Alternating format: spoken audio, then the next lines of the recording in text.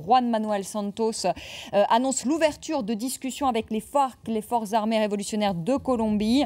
Le moment pourrait être historique pour la Colombie, la sale guerre en Colombie. Eh bien, on va en parler dans un instant avec nos invités, avec Roméo Langlois, qui est journaliste à France 24, qui a été longtemps correspondant en Colombie, qui a été otage des FARC durant 33 jours et qui est revenu avec un reportage Colombie à balles réelles qui sera présenté à Bayeux, avec Daniel Pécaud, qui est directeur d'études à l'école des hautes études en sciences sociales, auteur des FARC, une guérilla sans fin, avec Jean-François Guéraud, qui est commissaire divisionnaire, essayiste, qui a écrit La géostratégie du crime aux éditions Odile Jacob.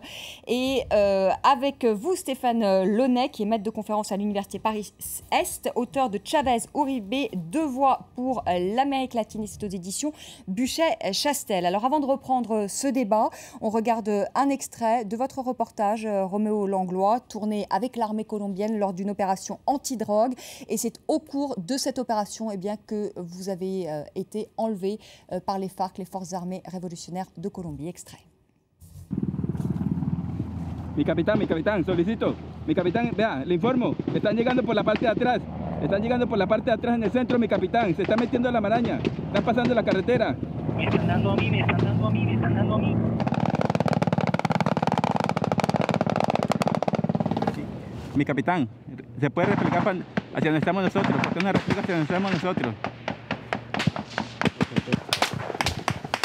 Bueno.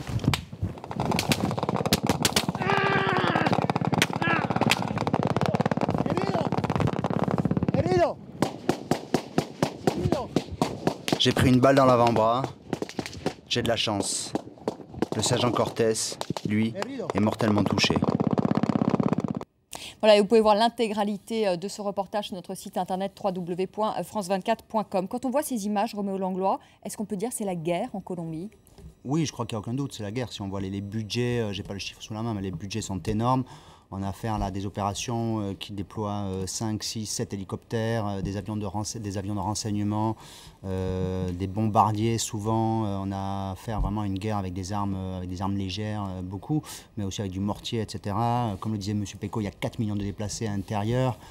C'est l'un des principaux indicateurs pour mesurer l'intensité d'un conflit. Il y a des combats tous les jours, des embuscades tous les jours. Tous les jours, les FARC ont des pertes, infligent des pertes à l'armée. Non, je crois qu'on peut vraiment dire que c'est la guerre. Après, c'est une guerre asymétrique, c'est une guerre complexe. Il n'y a pas une guerre, il y a plusieurs guerres en Colombie. Il y a des guerres entre cartels, des guerres entre groupes paramilitaires. Cette fameuse guerre qui occupe le devant de la scène entre la guerre des FARC, entre les FARC et le gouvernement. Mais oui, tous les indicateurs montrent que c'est la guerre. C'est le pays le plus miné au monde, où il y a le plus de civils ou de militaires qui sautent sur des mines antipersonnelles depuis quelques années.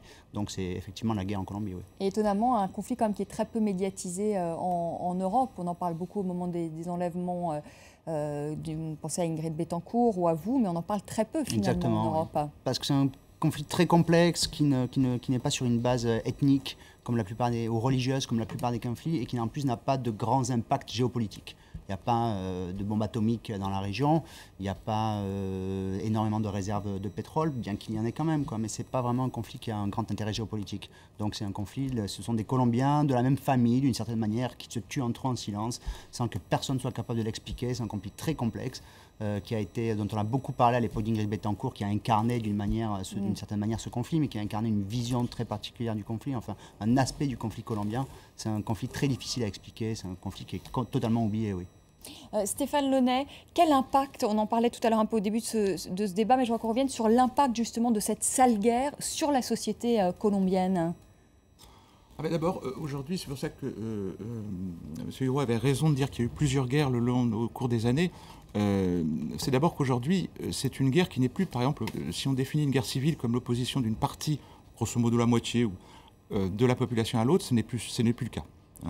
L'essentiel de la population rejette les FARC et rejette cette violence qui est maintenant vue très clairement comme venant à l'origine des FARC, même si dans le passé elle est venue d'autres acteurs aussi, des paramilitaires qui n'étaient pas systématiquement du tout liés à l'État, puisqu'ils n'ont pas été créés par l'État, d'où le fait qu'on peut même remettre en cause... Dans tous les grands massacres commis par les paramilitaires, excusez-moi de vous interrompre, dans tous les grands massacres commis par les paramilitaires, il y a une complicité de l'État par action ou par omission. C'est-à-dire, ou alors les militaires ont ouvert la route aux paramilitaires pour qu'ils passent, ou alors ils ont carrément signalé les objectifs. On est déjà dans des cas différents. Toutes les ONG qui ont bossé sur le sujet le diront. L'État n'existe pas avant la fin des années 80. L'État est très peu présent. Avant les années 80. Je pense aussi qu'il y a des généraux qui, localement, coordonnent l'ensemble de leurs actions avec les paramilitaires. Ça, il n'y a aucun doute. Tout à fait. Le problème est que quand on est dans un pays où vous avez des régions dans lesquelles, et vous le savez mieux que moi, M. Pécaud, dans des régions dans lesquelles les militaires étaient très peu nombreux et se trouvaient au milieu de groupes armés illégaux, quels qu'ils soient, FARC ou autres, qui les pressaient, les pressuraient, il était fréquent que la situation soit en gros la suivante. On arrive devant un officier ou aussi d'ailleurs un maire. On lui dit, voilà la photo de votre famille, voilà un paquet de $. Vous acceptez lequel ?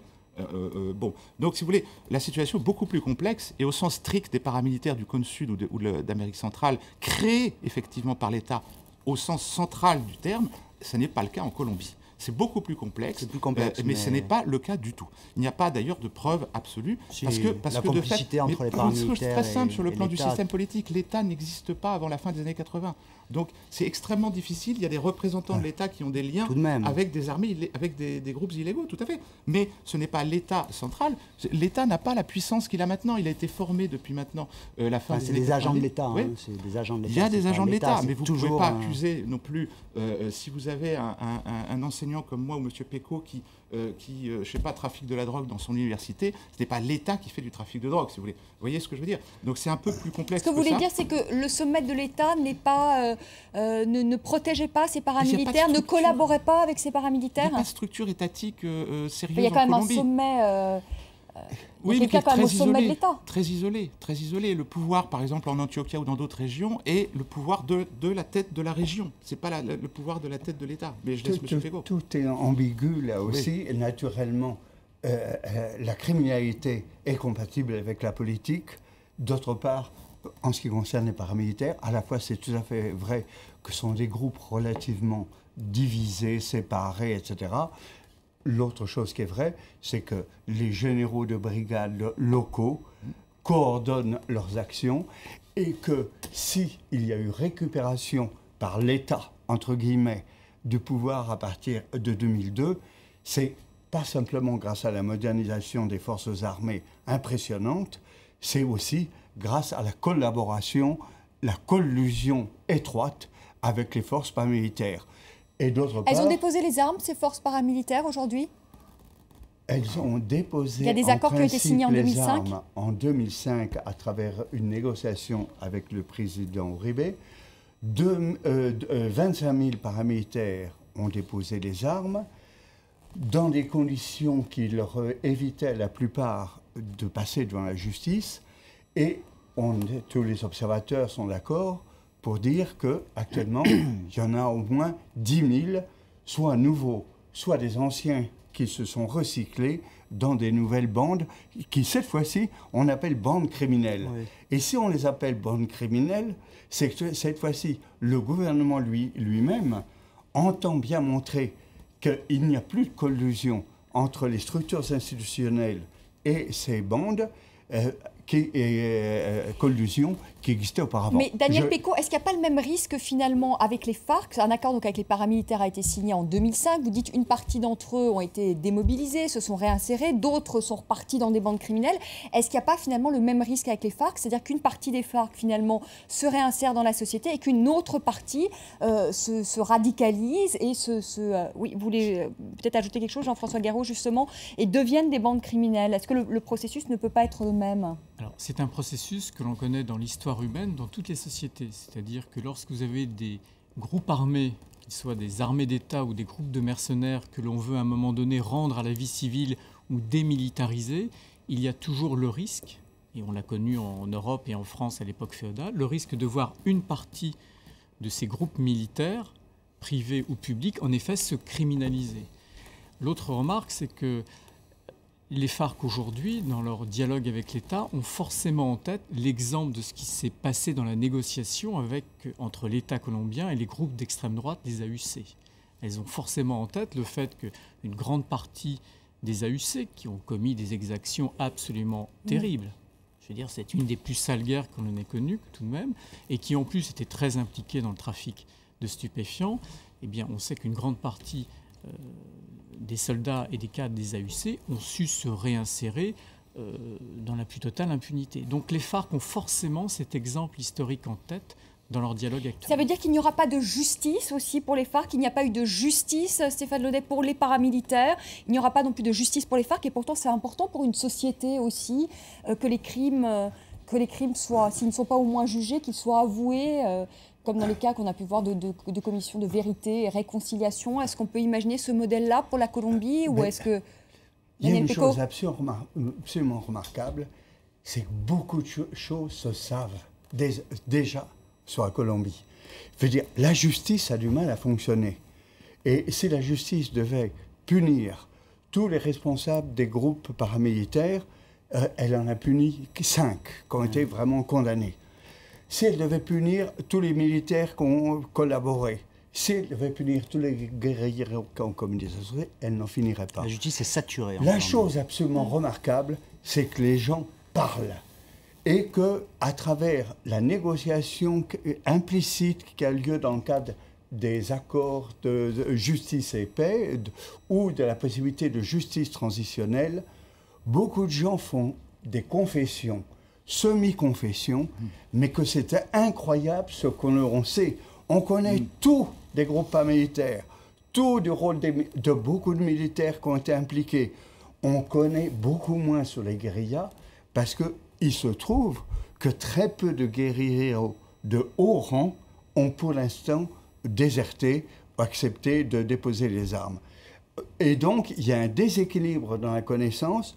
Autant on sait toutes les atrocités faites par l'extrême droite, etc., y compris de la manière dont ils ont, cette extrême droite, à pénétrer les structures politiques locales, parce que beaucoup des dirigeants politiques locaux sont dans les mains, et nationaux. Au moins 60 représentants ou 70 représentants jetés en prison pour leur lien avec la mafia. On sait tout cela. En revanche, en ce qui concerne les guérillas, dans la mesure où des cadres dirigeants importants n'ont pas, pour l'instant, ne sont pas démobilisés récemment, on sait beaucoup moins. Oui, mais alors justement, là, moi je suis d'accord, et puis en même temps je mettrai un bémol à ce que dit Daniel Pécaud, c'est que la justice fonctionne. Elle fonctionne pas si bien que ça parce qu'elle n'a pas assez de moyens, bien sûr, mais elle a augmenté déjà depuis plusieurs années ses effectifs, et par rapport à ce qu'elle avait il y a quelques années, une décennie et demie, enfin, elle est beaucoup plus efficace, tout en étant évidemment, elle n'étant pas comparable, je sais pas, à la structure judiciaire française. Mais elle fonctionne beaucoup mieux qu'auparavant, même si c'est insuffisant. Deuxièmement, la justice, si vous voulez, la justice, elle est toujours d'abord à plusieurs vitesses, et puis elle est polymorphe, mais enfin, c'est peut-être vous qui en parlerez, parce que le problème, c'est qu'entre quelqu'un qui se voit refuser les bénéfices d'une loi, alors que ce soit maintenant les FARC ou auparavant ce qu'on appelait les paramilitaires, c'est-à-dire parce qu'il a commis des crimes contre l'humanité. Ça, c'était clair, il fallait... Il n'y aura pas d'extradition, d'ailleurs, a dit le président Santos, pour ceux qui ont commis des crimes... contre... Enfin, de la drogue, là. Pour ce qui est de l'extradition vers les États-Unis. Voilà, pour l'extradition vers les États-Unis. Oui. Narcotrafic. Et ceux qui étaient extradés vers les États-Unis, donc bon, il y a un certain nombre de cas de figure. En plus, il faut aussi voir une chose, et là je reviendrai à la situation qui est difficile des prisons. Si vous voulez, en 90, grosso modo, les prisons de Colombie sont des prisons passoires. Escobar peut, en 91-92, accueillir chez lui ses amis et autres cadeaux de ses amis. Et ce que vous voulez dire, c'est qu'une fois qu'ils seront emprisonnés, en tout cas pour certains, on peut imaginer qu'ils courent dans la nature après... On peut, c'est-à-dire non, on ne change pas, si vous voulez, on change pas en 20 ans des prisons qui étaient des prisons passoires. Pas, vous le savez mieux que moi, je pense, mais donc il faut du temps pour que les prisons soient prisons organisées, au sein desquelles on ne continue pas. Il y a encore quelques années, les prisonniers pouvaient continuer à faire leur trafic à partir de grâce à leur cellulaire, à leur mobile. C'est encore le cas, d'ailleurs. C'est encore le cas en partie, mais ça dépend des structures aussi, oui. Mais c'est ça. Donc c'est très difficile aussi. Si vous voulez, la justice, ça suppose aussi d'avoir des prisons qui dignes de ce nom. Mais les FARC, je pense, ne vont jamais accepter d'aller en prison. Oui, c'est la question que je vais vous poser. Oui, j'imagine que dans les discussions, je crois que ça c'est ne va très pas différent. faire partie. Je crois que l'enseignement de la négociation avec les paramilitaires, ça veut dire que d'abord, ça conforte la méfiance absolue des FARC envers l'État colombien, parce qu'ils savent que peut-être que le président leur fera ce que le président Uribe a fait aux chefs paramilitaires, c'est-à-dire il leur a promis qu'ils n'allaient pas les extrader, Et quand ils ont commencé à parler un petit peu, à révéler leur complicité au sommet de l'État, il a extradé tout le monde. Donc les FARC n'ont aucune confiance dans l'État colombien. Donc c'est pour ça qu'ils vont négocier à l'étranger, hein, parce qu'ils ne peuvent pas s'asseoir pour négocier en On a dit que ce serait en Norvège, c'est ça, ou à Cuba. Et ensuite, les apparemment. FARC disent toujours, et je pense aussi qu'on verra ce qui se passe, mais que les FARC, ils n'accepteront jamais, en gros, une impunité, une amnistie, on pardonne leurs crimes, et puis vous rendez les armes, et c'est fini, on n'en parle plus. Les FARC, ça fait 50 ans qu'ils sont dans la guerre, donc ils voudront une porte de sortie un petit peu honorable, essayer de pouvoir sortir la tête à moitié haute de 50 ans d'atrocités. Donc ils vont demander une réforme agraire, ils vont demander quelques réformes sociales, etc. Ça c'est sûr, alors que les paramilitaires c'était totalement différent. Du tout. Excusez-moi.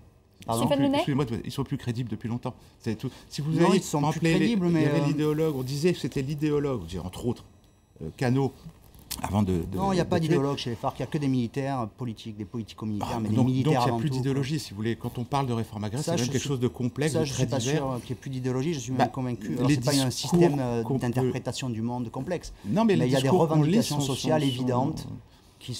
Là, vous n'êtes pas d'accord, en fait. C'est déjà le débat tout à l'heure. Pour Roméo Langlois, il y a encore une idéologie, une idéologie politique chez les FARC. Et pour vous, vous dites que ce sont finalement des criminels, des narcotrafiquants, et c'est tout. Ils sont absolument vides. Les textes et les entretiens sont vides. Cano était totalement, ce qu'il disait, était un discours totalement vide, avec des mots très peu riche, une idéologie très peu articulée. C'est pas les intellectuels, hein, ça c'est sûr. Bah non, mais c'est pour ça ça reste un groupe qui a des revendications politiques, qui a des liens d'ailleurs, qui a tissé des liens avec tous les mouvements de gauche du continent sud-américain, hein, qu'ils soient légaux ou illégaux. Et c'est la raison pour laquelle ils continuent d'embaucher, de recruter des jeunes, etc. En fait, la vie de guerriero, c'est une vie insupportable. C'est une vie très très dure et ils n'aiment pas du tout ça. Si vraiment ils faisaient la guerre pour l'argent, ils seraient, même les chefs de front, hein, au niveau local, ils ont des vies, ils vivent dans la boue toute l'année, etc. Ils croient vraiment dans leur cause. Alors ça ne veut pas dire que leur cause soit juste ni rien, pas du tout, quoi. Mais ils sont convaincus de la justesse de leur cause, et c'est pas seulement, ils n'arrivent même pas à mettre des sous à gauche, et quand ils le font, c'est considéré par l'organisation comme un système de corruption. On a vraiment affaire à une organisation communiste, stalinienne, pyramidale, verticale, où tous pensent la même chose, où le numéro 2 remplace le numéro 1 quand il se fait tuer, et qui est, enfin selon moi, hein, je le répète, éminemment politique. Et c'est d'où la complexité de négocier avec ces gens-là. En tout cas, si je vous ai entendu, Roméo Langlois, ils n'accepteront pas de passer devant la justice. Ils vont demander évidemment des garanties lors de ces négociations. Reste maintenant à espérer que ça ne se déroule pas comme en 98, où les négociations avaient abouti à rien du tout. Ils avaient récupéré derrière une grosse zone, je crois, qui était l'équivalent à peu près de la Suisse. Et ça avait été l'occasion pour eux de se réarmer. On verra donc si le cours de l'histoire va changer en Colombie. Merci à tous les quatre d'être venus sur le plateau de France 24. Roméo Langlois, Colombie, à balles réelles, qui est présenté donc à Bayeux. On croise les doigts pour vous. On peut voir en tout cas votre reportage sur notre site internet france24.com. Très belle soirée. Merci à vous également de nous avoir suivis. Je vous retrouve demain à 19h10 pour un nouveau débat sur notre antenne.